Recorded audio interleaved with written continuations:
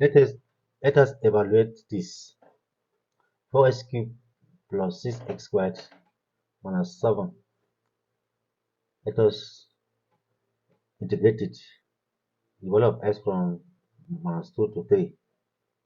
So this one will be this minus 2 to 3 of 4x cubed plus 6x squared minus 7 dx. Let us integrate it here. So this one now will become 4x power 4 over 4. Remember, we are integrating.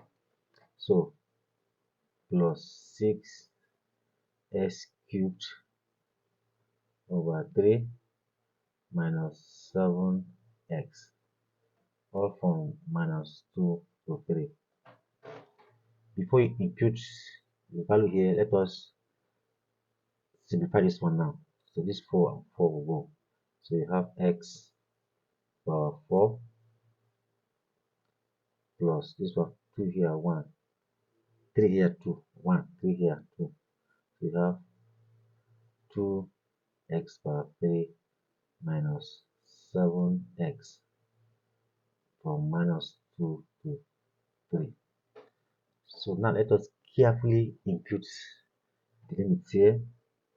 So now you have 3 power of 4 plus 2, what is x? 3 power of 3 minus 7 into 3 of minus, repeat it with minus 2. So this will become minus 2 power 4 plus 2 into minus 2 power 3 minus 7 into minus 2. So let us simplify it here. This one now will give you 3 times 3 times 3. 4 times will give you 81. So this one will be 81. And 3 over 3, 27 times 2 is 54. Yes, 54 plus 54 minus 21. So minus this one, 2 times 2 times 2, 16 plus 16. This one will be minus 16 plus 14. So 181 plus 54, it is 135 minus 21.